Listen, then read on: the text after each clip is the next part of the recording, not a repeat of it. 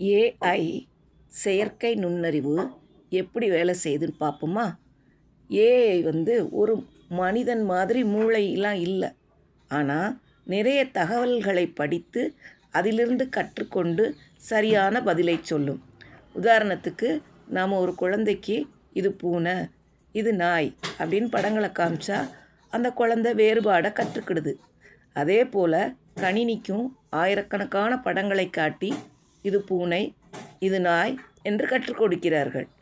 அதை ஏஐ கற்றுக்கிடுது. குழந்தைகளுக்கு பலவிதமான ஏஐ டூல்ஸ் உதவுது.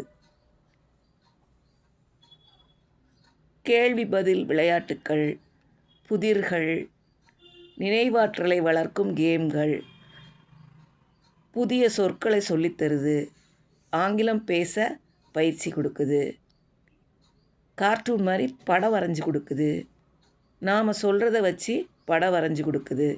இதெல்லாம் ஏஐ செய்யக்கூடிய வேலைகள். இதை கவனமாக பயன்படுத்தணும். சேனலுக்கு சப்ஸ்கிரைப் பண்ணுங்கள். நன்றி.